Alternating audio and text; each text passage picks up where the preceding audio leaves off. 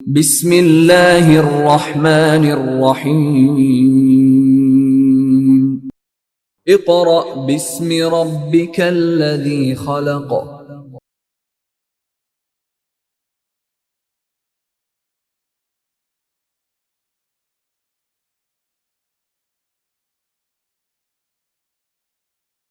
Bismillahirrahmanirrahim. Dear parents and students, Assalamu alaikum. In the previous lecture, we have covered our exercise, MCQs, review questions and conceptual questions of chapter number 11. Today is our last lecture of this chapter in which we covered our numericals. So let's move towards page number 35 on numerical number 11.1. First step to solve the numerical is to read the problem statement carefully. So first we will read the problem statement. 11.1 page number 35. A normal conversation कहते हैं बातचीत करने को. वो कह रहा है एक नॉर्मल जो आम कन्वर्सेशन होती है involves sound intensities of about 3 into 10 raised to power minus 6 watt per meter square. वो कह रहा है कि जो नॉर्मल हम बातचीत करते हैं उस बातचीत में जो इंटेंसिटीज़ होती हैं नॉर्मल जो उनकी रेंज है वो है 3 into 10 raised to power minus 6 watt per meter square. इसका मतलब हमें इंटेंसिटी की वैल्यू दे दी गई है. What is the decibel level for this intensity? एक है हमारे पास इंटेंसिटी होती है, एक होती है intensity of the faintest audible sound जिसे हम आई नॉट से शो करते हैं, जो कि हमने डेरिवेशन में भी देखी थी जब इंटेंसिटी लेवल या साउंड लेवल की हमने डेरिवेशन को परफॉर्म किया था. सो हमारे पास क्या गिवन है, हमारे पास इंटेंसिटी गिवन है I1. इसको मैं कह रहा हूँ I1 क्यों कह रहा हूँ आपको आगे जाकर पता चलेगा, क्योंकि उसने हमसे दो चीज़ें मांगी. सो इंटेंसिटी उसने हमें दे दी है कितनी है 3 into 10 raised to power minus 6 watt per meter square.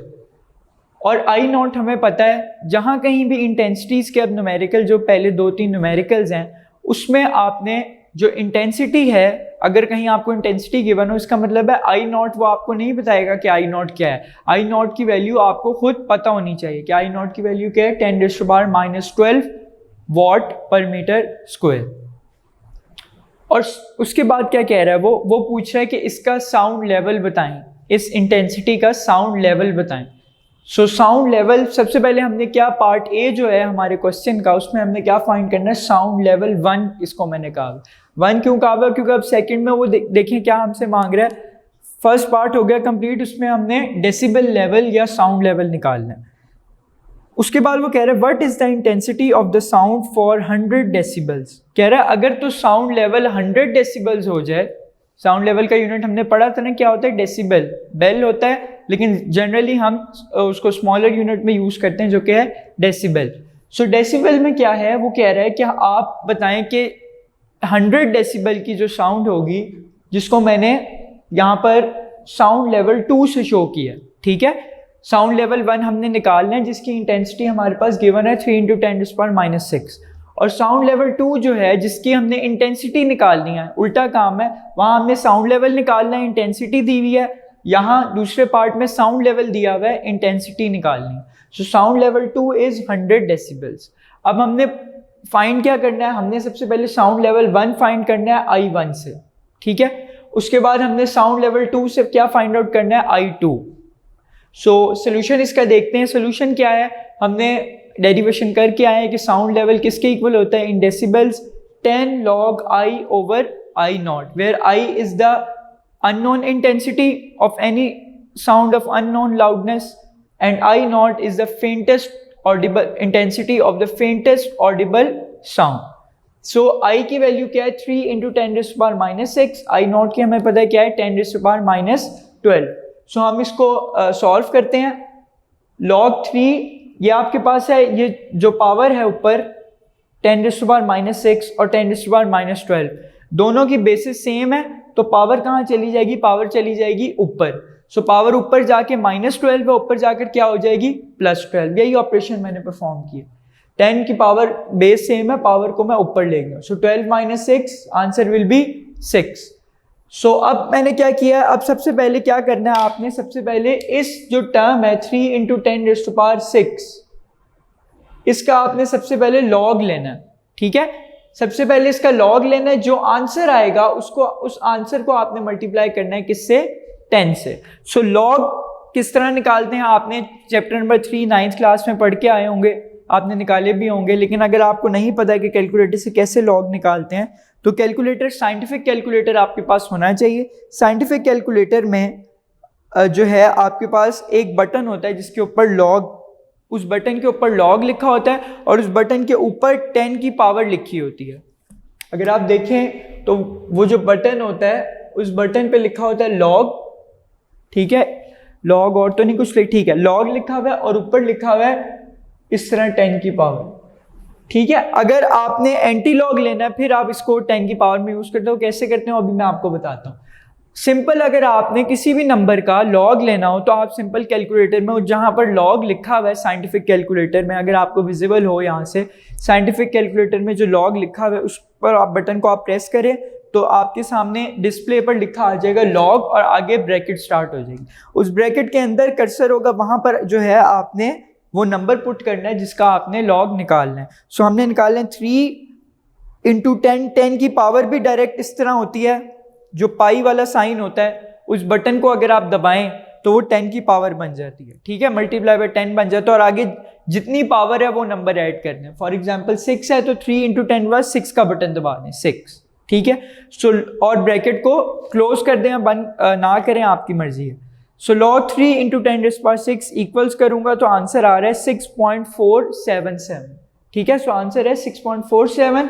अब मैं इसको क्या कर दूंगा, 10 से मल्टीप्लाई कर दूंगा। 10 से मल्टीप्लाई किया तो आंसर मेरे पास क्या आया है, 64.77 डेसिबल्स, या अगर आप इसको राउंड ऑफ करके लिखें तो क्या बन जाएगा, 64.8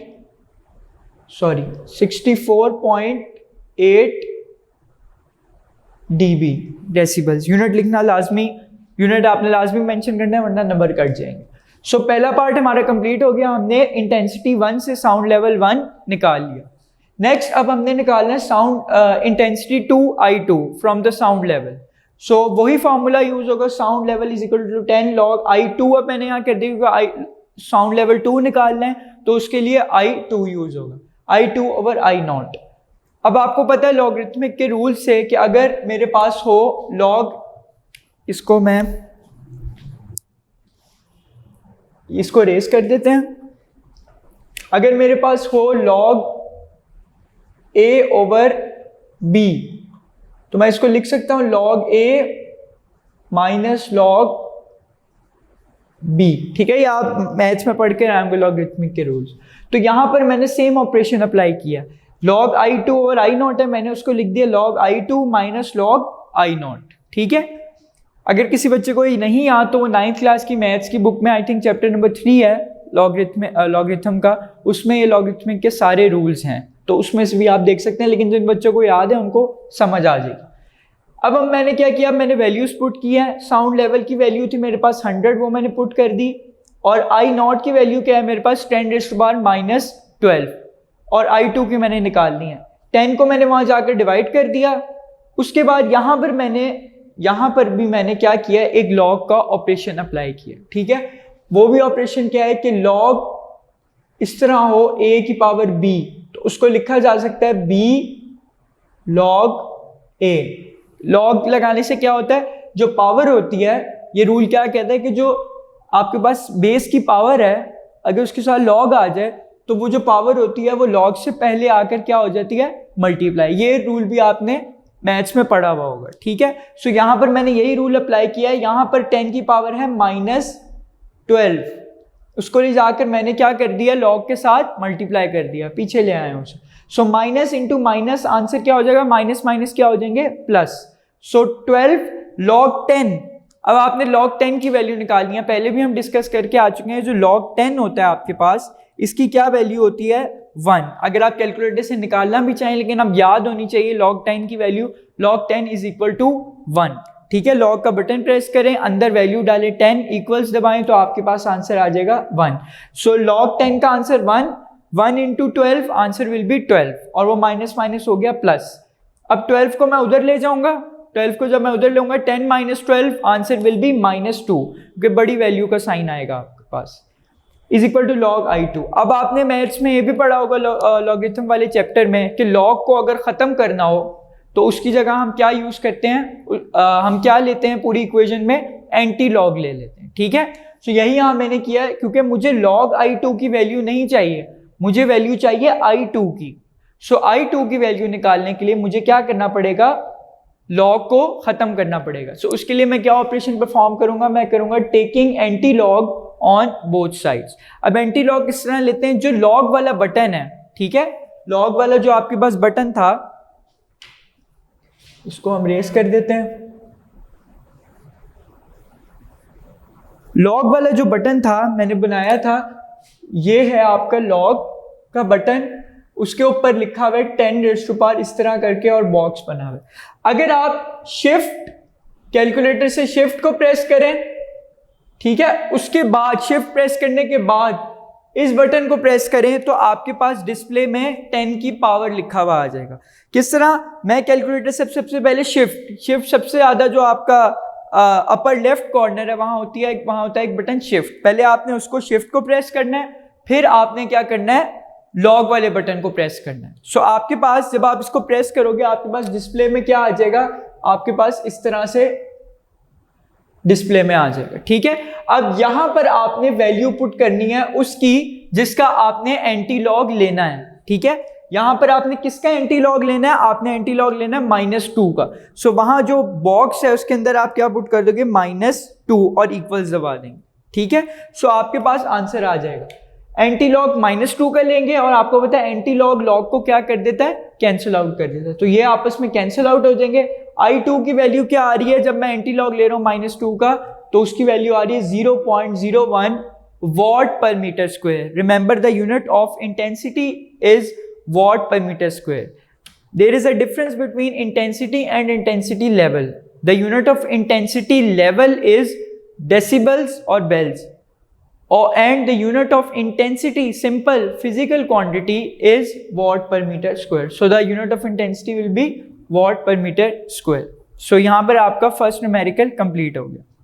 Second numerical, if at Anarkali बाजार लाहौर, जो अनारकली बाजार है लाहौर में, intensity level of sound is 80 decibel. वो कह रहा है कि जो अनारकली बाजार है लाहौर में, क्या आपको पता है वहाँ शॉपिंग हो रही होती है, बहुत ज़्यादा लोग होते हैं, रश होता है, तो वहाँ लोग बोल भी रहे होते हैं, तो साउंड का जो इंटेंसिटी लेवल है वो काफ़ी ज़्यादा होता है। सो इंटेंसिटी लेवल उसने वहाँ बताया कि अनारकली बाजार लाहौर में इंटेंसिटी लेवल है 80 डेसिबल। वो पूछ रहा है what will be the intensity of sound there, कि इंटेंसिटी लेवल उसने बता दिया 80 डेसिबल है, तो इंटेंसिटी लेवल वो पूछ रहा है साउंड का वहां पर क्या होगा। सो अगर हम स्टेटमेंट को देखें तो हमारे पास क्या क्या चीजें गिवन है, हमें साउंड लेवल दे दिया कितना है, 80 डेसिबल। और मैंने आपको फर्स्ट न्यूमेरिकल में, as I already told you, when the intensity of any physical quantity is given और anything is given, intensity of the faintest audible sound वो आपको न्यूमेरिकल में नहीं देगा, वो आपने खुद याद रखनी है। I0 की क्या वैल्यू है, 10⁻⁻12 वॉट पर मीटर स्क्वायर। क्यों, क्योंकि हम ये फॉर्मूला जो यूज करते हैं उसमें हमारे पास I0 की वैल्यू आती है, इसलिए हम I0 को भी कंसीडर करते हैं। हमने अब निकालना क्या है, हमने इंटेंसिटी वहां की निकालनी उस साउंड की। सो वो I हमने निकालना है, फाइंड आउट करना है। So the solution will be वही सेम फार्मूला जो हमने पिछले न्यूमेरिकल में यूज किया था, क्या है, 10 log I/I0। ठीक है, उसी तरह 80 साउंड लेवल है 10, मैंने वही रूल जो पिछले सवाल में अप्लाई किया था, log A/log B is equal to log A minus log B। So यहाँ भी मैंने वही रूल अप्लाई कर दिया। ठीक है, नेक्स्ट अब आए, नेक्स्ट मैंने क्या किया, उसी तरह 10 को मैंने उधर जाकर डिवाइड कर दिया और I0 की वैल्यू को पुट कर दिया। सो 80 divide by 10 answer will B 8, और उसी तरह पावर को मैं लॉग के साथ ले आया, वही रूल अप्लाई करके log. So +12 log 10 answer will B 1, 12 into 1 1, 8 - 12 answer will B -4 log I। अब वही बात, हमें log I का आंसर नहीं चाहिए, हमें I का आंसर चाहिए। सो उसके लिए हम क्या करेंगे, taking anti log on both sides. So उसी तरह शिफ्ट प्लस लॉग का बटन आप प्रेस करेंगे, शिफ्ट प्लस लॉग का बटन प्रेस करेंगे और ऊपर जो बॉक्स होगा उसमें -4 पुट कर देंगे। जब पुट करेंगे तो आपके पास आंसर आएगा 1 into 10⁻⁻4 what per metre square. 1 लिखना है तो लिख लें, नहीं लिखना तो मर्जी है, आप सिंपल 10⁻⁻4 भी लिख सकते हैं। आपकी बुक में सिंपल 10⁻⁻4 लिखा हुआ है तो आप वही लिख लें। सो इंटेंसिटी का क्या आंसर आ गया, 10⁻⁻4 वॉट पर मीटर स्क्वायर। ये 11.2 न्यूमेरिकल बहुत इंपॉर्टेंट है, इसे बड़ी अच्छी तरह से आपने देखना है, ये बोर्ड में 1-2 दफा आ चुका है, ठीक है। सो आई होप सो कि आपको ये न्यूमेरिकल्स दोनों इंटेंसिटीज वाले समझ आ गए होंगे। नेक्स्ट मूव करते हैं अपने न्यूमेरिकल 11.3 की तरफ। 11.3 की स्टेटमेंट को रीड करते हैं। At a particular temperature the speed of sound in air is 330 metre per second. हमने जैसे कि टेबल में देखा था कि मुख्तलिफ टेम्परेचर्स पर स्पीड ऑफ साउंड डिफरेंट थी। सो वो कह रहे हैं एक खास टेम्परेचर पे speed of sound, air medium क्या है, एयर में स्पीड ऑफ साउंड है 330 मीटर पर सेकेंड। सो हमने लिख लिया यहाँ पर स्पीड ऑफ साउंड हमारे पास कितनी है, 330 मीटर पर सेकेंड।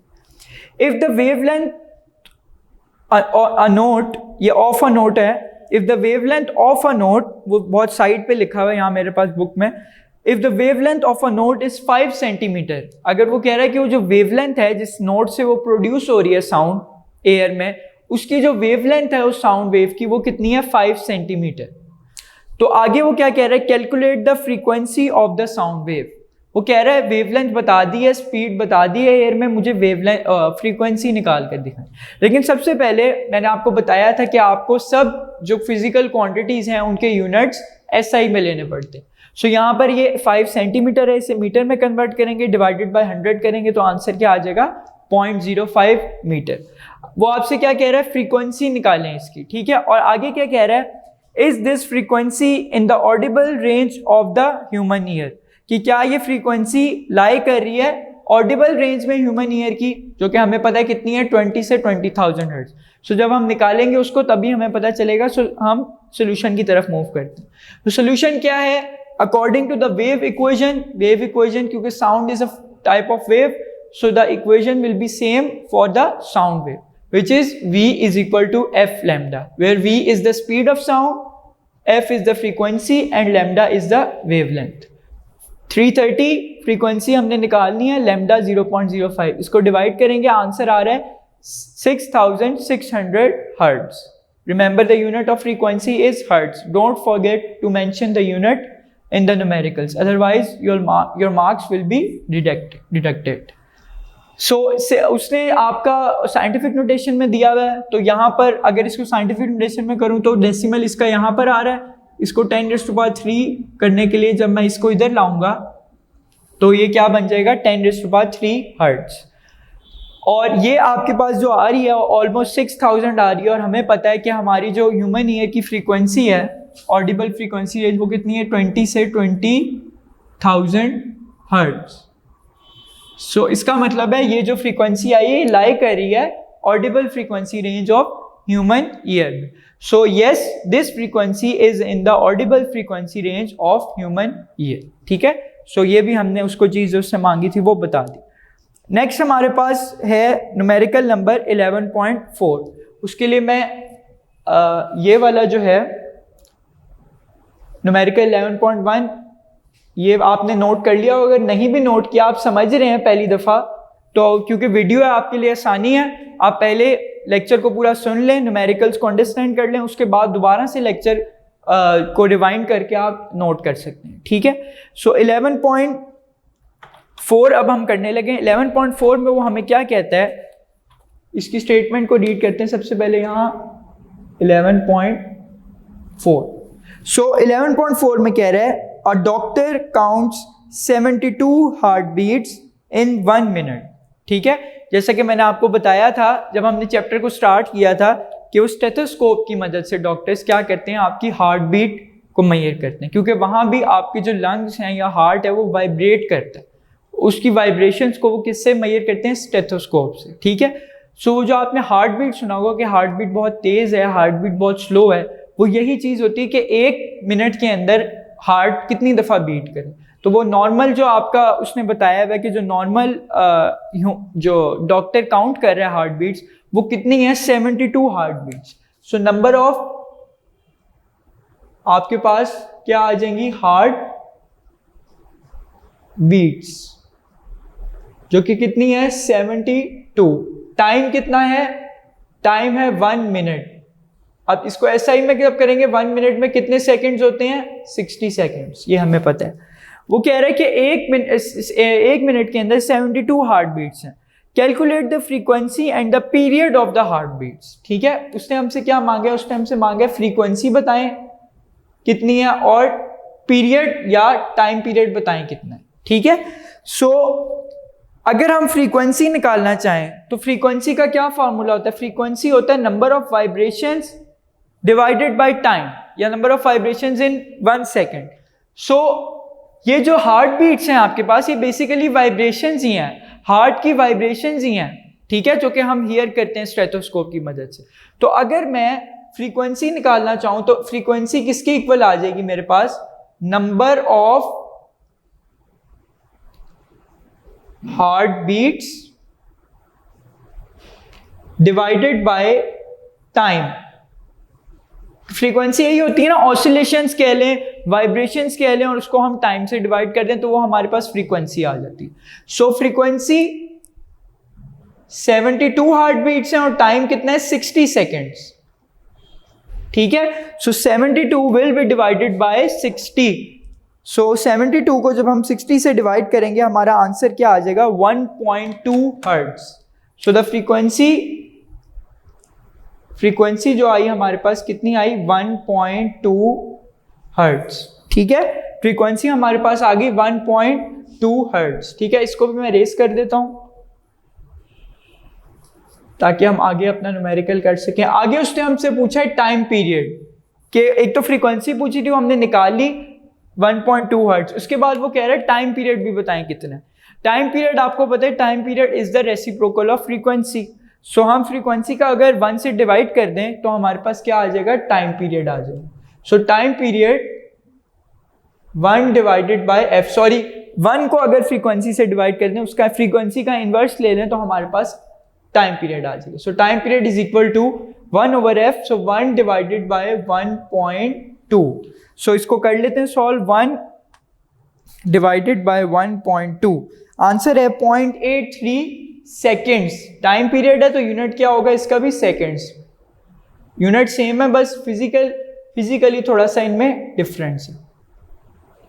सो हमने क्या किया, हमें उसने कहा था इतनी हार्ट बीट्स हैं इतने टाइम में, फ्रीक्वेंसी और टाइम पीरियड निकाल कर दिखाएं। सो हमने क्या किया, हमने नंबर ऑफ हार्ट बीट्स पता कर ली, उसके बाद टाइम, फ्रीक्वेंसी उसने हमसे मांगी थी और टाइम पीरियड उसने हमसे मांगा था। तो हमने क्या किया, हमने फ्रीक्वेंसी का फॉर्मूला लगाया which is number of vibrations और number of heart beats divided by time.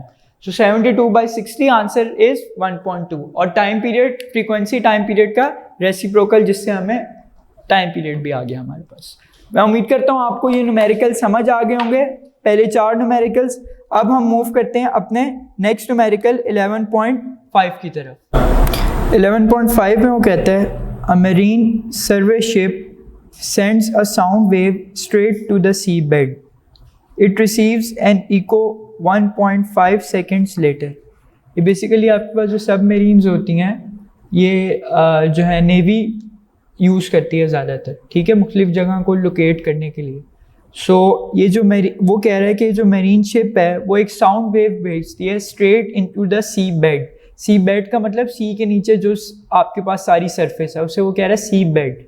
So C bed में वो क्या कर रहे हैं, वो एक स्ट्रेट साउंड वेव भेज रहे हैं और उन्हें इको जो है वो किसी रिसीवर ट्रांसमीटर के ज़रिए भेज रहे हैं, और उन्हें फॉर एग्जांपल अगर किसी ऑब्जेक्ट को लोकेट कर रहे हैं तो उससे साउंड वेव जब रिफ्लेक्ट होकर वापस आ रही हैं तो उन्हें जो इको सुनाई दे रही है वो है 1.5 सेकेंड्स के बाद सुनाई दे रही है। ठीक है, the speed of sound in sea water is 1500 metre per second. Speed of sound अगर आप देखना चाहें पेज नंबर 27 में, तो सी वाटर में 1531 मीटर पर सेकेंड है। सो उसने वहाँ हमें 1500 ऑलमोस्ट इतनी दी है मीटर पर सेकेंड।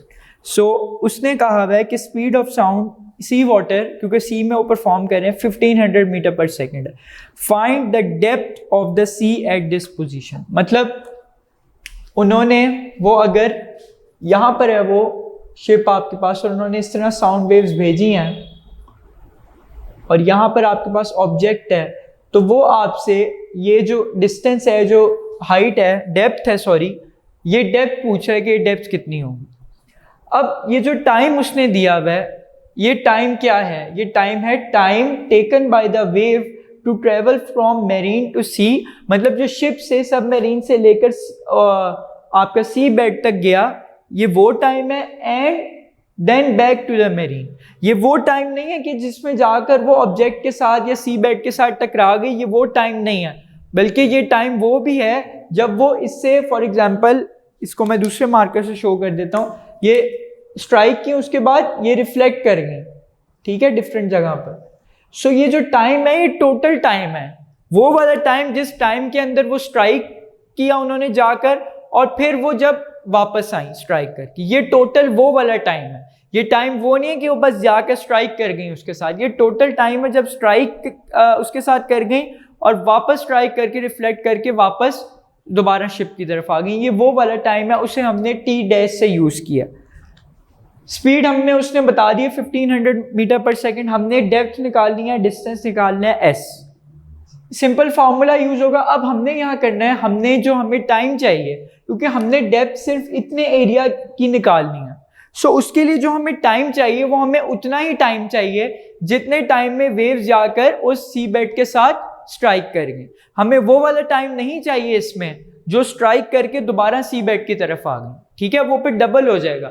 हमने क्या करना है, जो हमें टोटल टाइम दिया हुआ है, हम उस टाइम का क्या ले लेंगे, हाफ ले लेंगे, या उसको 2 से डिवाइड कर देंगे। जब उसे 2 से डिवाइड कर देंगे तो सिर्फ हमारे पास एक साइड का टाइम आएगा, और वो साइड कौन सी है, जब वो जाकर उससे स्ट्राइक की उसके साथ। सो यहां पर मैंने इसलिए लिखा हुआ है आपके पास time for one side. So उसके लिए उसको मैंने टी से रिप्रेजेंट किया, T is equal to T dash divided by 2। So 1.5 divide by 2, answer will be 0.75। बच्चे इस न्यूमेरिकल में यही गलती करते हैं कि वो इको वाले जो टाइम होता है वो वही टाइम ले लेते हैं जो उसने दिया होता है, बल्कि वो नहीं लेना होता, उसको एक साइड का टाइम लेना होता है। बाय डिवाइडिंग उस टाइम को हम डिवाइड किससे कर देते हैं, 2 से डिवाइड कर देते हैं। सो यहाँ पर ये फॉर्मूला तो बड़ा इजी लगना है, distance is equal to speed into time, लेकिन आपको टाइम सही वाला लेना होता है, उसको 2 से डिवाइड करेंगे, जो आंसर आएगा वो वाला टाइम आपने लेना। सो इसलिए S is equal to V multiply by T, simple formula आप काइनेमेटिक्स में पढ़ कर आए हैं। ये V 1500 टाइम कितना है, 0.75 आपके पास सेकेंड्स। सो 1500 को जब 0.75 से मल्टीप्लाई करेंगे, answer will be 1125 metres. Distance का यूनिट क्या है, मीटर। सो इतनी डेप्थ पर है वो सी बेड आपके पास। आगे जो अब न्यूमेरिकल्स हैं, 11.5 मैंने आपको करा दिया, 11.6 और 11.7 सेम इसी तरह के न्यूमेरिकल्स हैं। सो ये न्यूमेरिकल्स आपने खुद प्रैक्टिस करने हैं।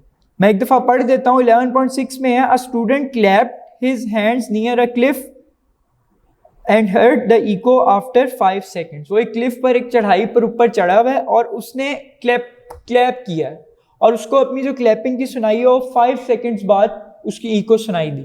सो यहाँ पर भी वो जो 5 सेकेंड्स होंगे जब उसने क्लैप की होगी, तो आसपास की जो क्लिफ होंगी उनसे साउंड वेव स्ट्राइक की होंगी और फिर वापस रिफ्लेक्ट करके उसके कान में उसको सुनाई दी होंगी। तो आपने यहाँ 5 को 2 से डिवाइड करना है। What is the distance of the cliff from the student if the speed of the sound is taken as 346 metre per second? वो कह रहा है कि क्लिफ्स के पास वो स्टूडेंट खड़ा हुआ है और उसने जब क्लैपिंग की तो वो साउंड वेव्स क्लिफ को जाकर स्ट्राइक की और स्ट्राइक करके वापस आई। वो आपसे पूछ रहा है कि स्टूडेंट ने जहां से क्लैप किया और क्लिफ तक, स्टूडेंट ने जहां से क्लैप किया स्टूडेंट से लेकर क्लिफ तक का कितना डिस्टेंस है। सो अब वही टाइम, हम टाइम क्या करेंगे, टाइम को 2 से डिवाइड कर देंगे, क्योंकि हमें सिर्फ वो वाला टाइम चाहिए जिसमें जाकर वो स्ट्राइक की उनके साथ। सो 5 को 2 पे डिवाइड करेंगे। स्पीड ऑफ साउंड उसने बताया हुआ कितनी है, 346। सेम फॉर्मूला लगेगा, टाइम को बस आपने 2 से डिवाइड कर देना है। वैसे ही अगर आप कर लें 5 को 2 से डिवाइड करें 2.5 आ जाएगा, 2.5 को मल्टीप्लाई कर लें 346 है, तो आंसर आ रहा है आपका 865 मीटर, जो कि बुक में वही आंसर है। सो ये आपने खुद कर लेना, ये मैंने यहाँ पर आपको नहीं करवाया क्योंकि सेम ही फॉर्मूला, सेम ही मेथड लगना है। सो ये भी आपने खुद कर लेना। नेक्स्ट 11.7 पर आए, उसमें भी सेम यही है। A ship sends out ultrasound that returns from the seabed and is detected after 3.42 seconds. उसी तरह शिप है एक, वो अल्ट्रासाउंड वेव्स भेज रहे हैं और उन्हें जो सी बेड है वहाँ से इको सुनाई दी है, कितने देर बाद डिटेक्ट हुई है, 3.42 सेकेंड्स। सो वहाँ भी यही हो जाएगा सेम, वो जो टाइम है वो स्ट्राइक जब करेगा और वापस रिफ्लेक्ट करेगा, वो टोटल टाइम उसने कितना दिया हुआ है 3.42 सेकेंड्स। उसको करेंगे डिवाइड 2 पे, वेलोसिटी उसने दी हुई है 1531, वो डिस्टेंस पूछ रहा है सी बेड से शिप का। सो 3.42 को जब हम 2 पर डिवाइड करेंगे तो आंसर क्या होगा 1.71, उसको मल्टीप्लाई कर देंगे 1531 से, तो आपके पास आंसर क्या आ जाएगा 2618.01 मीटर्स, जो कि उसने वहां पर दिया हुआ है। सो ये दो न्यूमेरिकल्स बहुत इजी हैं, सेम मेथड है एज इन 11.5, सो 11.6 और 11.7 आपने खुद करने। अब हम मूव करते हैं 11.8 न्यूमेरिकल की तरफ। The highest frequency sound humans can hear is about 20,000 hertz. हमें पता है ऑडिबल फ्रीक्वेंसी रेंज की जो मैक्सिमम लिमिट है वो कितनी है, वो है 20,000 हर्ट्ज।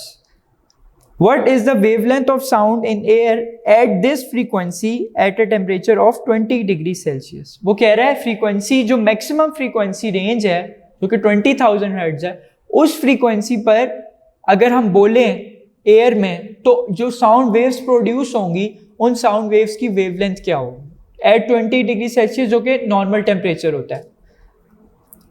उसके बाद सेकंड पार्ट में वो क्या पूछ रहा है, what is the wavelength of the lowest sounds we can hear. अब लोएस्ट लिमिट क्या है 20 हर्ट्ज, अपर लिमिट है 20,000 हर्ट्ज और लोएस्ट लिमिट है 20 हर्ट्ज। अब वो कह रहा है कि अगर हम लोएस्ट लिमिट की फ्रीक्वेंसी से बोले तो जो वेव्स जनरेट होंगी साउंड वेव्स, उनकी क्या वेवलेंथ होगी, ठीक है। सो हमें F1 क्या है 20,000 हर्ट्ज, F2 क्या है 20 हर्ट्ज, और उसने एंड पर बता दिया है कि assume the speed of sound in air at 20 degree Celsius is 343 metre per second.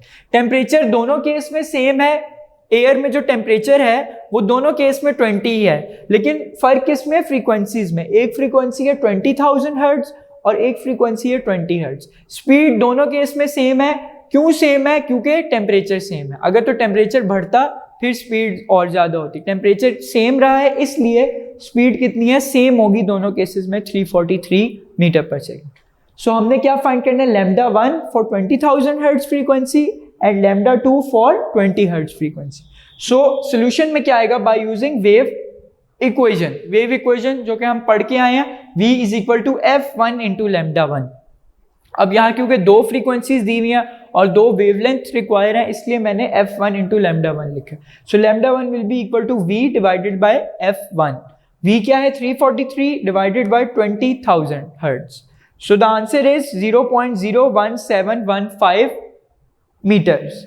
तो इसको अब हम क्या करेंगे, उसने क्योंकि बुक में आंसर दिया हुआ है साइंटिफिक नोटेशन में कन्वर्ट करके, ये ऑर्डिनरी नोटेशन में है, तो इसको हमने साइंटिफिक नोटेशन में कन्वर्ट किया। किस तरह, दो डेसिमल प्लेसेस राइट साइड पर जब मूव करते हैं तो 10 की पावर आपको पता है क्या होती है, माइनस। अगर लेफ्ट साइड पर डेसिमल मूव करे डेसिमल पॉइंट तो 10 की पावर पॉजिटिव में आती है, अगर राइट साइड पर मूव करे तो माइनस में।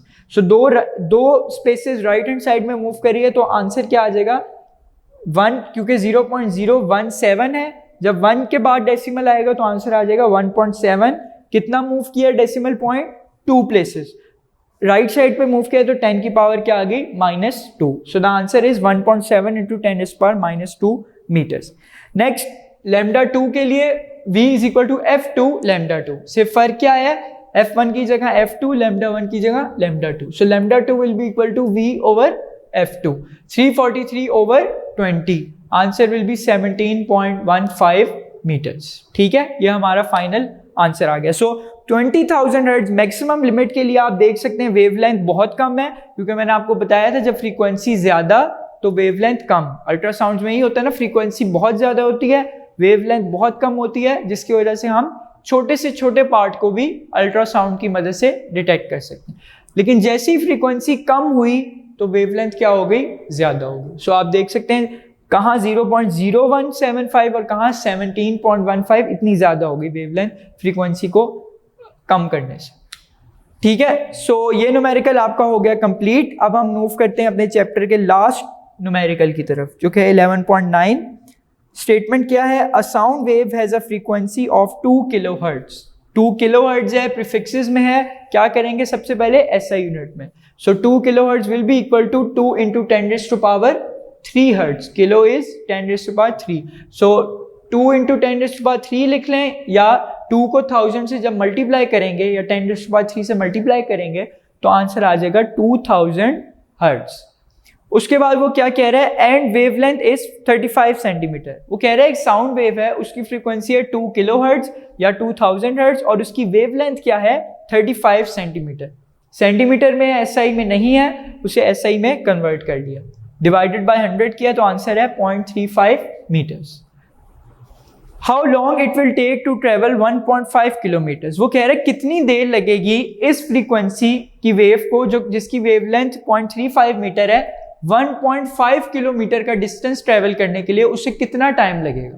सो किलोमीटर्स को उसी तरह मीटर्स में कन्वर्ट कर लिया, 1.5 इंटू 10⁻³ मीटर्स। किलो का प्रीफिक्सेस क्या होता है 10⁻3, 9th क्लास चैप्टर नंबर 1 में आपने पढ़ा। नेक्स्ट अब हमने फाइंड क्या करना है, हमने टाइम फाउंड करना है। हाउ लॉन्ग का मतलब कितनी देर, तो देर का मतलब क्या होता है टाइम हमने फाइंड आउट करना है। सबसे पहले हम क्या करेंगे, हमारे पास फ्रीक्वेंसी है, वेवलेंथ है, ठीक है।